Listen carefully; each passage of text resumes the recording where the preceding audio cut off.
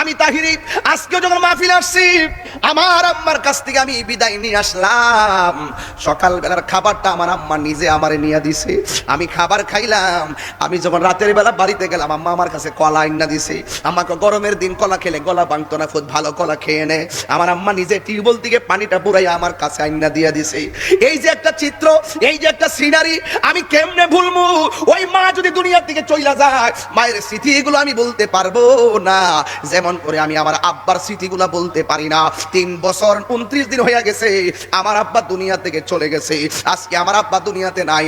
এই নারায়ণগঞ্জ মুন্সিগঞ্জ থেকে মাহফিল করে বাড়িতে যখন আমি যাইতাম, ডিআইটি মাদ্রাসায় চাকরি করতাম, বাবা জিজ্ঞেস করতো কেমন চলছে, টাকা পয়সা লাগবে না, আওলাদ রাসূলের খেদমত, আওলাদ রাসূলের মাদ্রাসার মধ্যে খেদমত কইরা যাও, আল্লাহ তোমারে বরকত দিব। বলছে টাকা পয়সা বড় না, আল্লাহর ওলি, আল্লাহ আওলাদ রাসূলের প্রতিষ্ঠানের মধ্যে খেদমত কইরা যাও, সায়েন্সের শ্রীকুটির এই মাদ্রাসার মধ্যে খেদমত কইরা যাও, তোমার কোনো কিছুর অভাব হবে না। এখন বাবা এমন ভাবে আল্লাহর ওলি দরবারে গুইরা গুইরা আমার জন্য দোয়া করতো। কারণ এই পৃথিবীতে দুইটা মানুষ স্বার্থ নিয়ে দোয়া করে না, একটা হলো তোর বাবা আর একটা হলো তোমার মা। আমার বাবা আমার জন্য দোয়া করছে।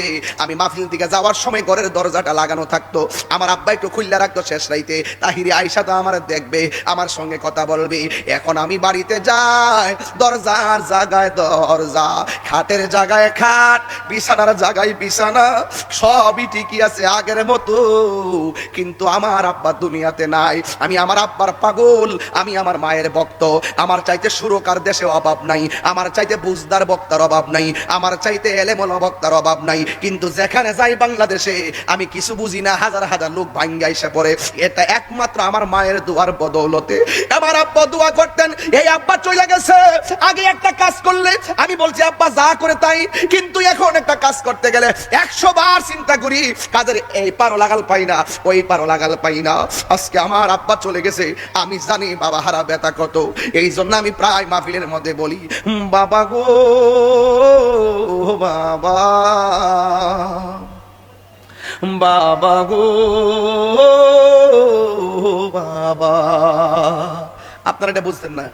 আমার আব্বা গেছে তো আমি নিজের হাতে কবর নামাই দিয়ে ইসলাম। আমি জানি সেই চেহারা এখনো ভাসে। কত চেহারা দেখি বাবার মতো লাগে না।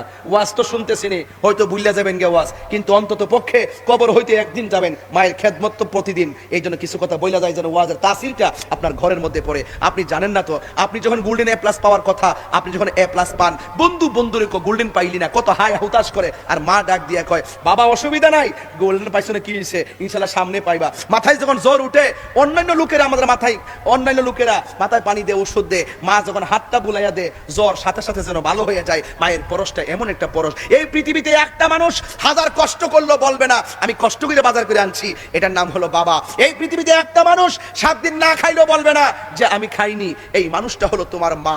এই জন্য এই মানুষটা তোর শত্রু না, এই মানুষটার দোয়াই তুমি ওলি হবে, এই মানুষের বদদোয়াই তুমি পথের ভিখারি হবে। কথা বলেন ঠিক না বেঠে? বাবা গো বাবা। সুপ্রিয় দর্শক, আপনাদেরকে অনেক অনেক মোবারকবাদ আমার সাথে এতক্ষণ থাকার জন্য। যদি আমার এই ভিডিওটি ভালো লাগে থাকে তাহলে আমার পেজটিকে ফলো করে দিবেন এবং লাইক কমেন্ট শেয়ার করে দিবেন, সাথেই থাকবেন। আমিও আপনাদের সাথে আছি। আসসালামু আলাইকুম ওয়া রাহমাতুল্লাহি ওয়া বারাকাতুহু।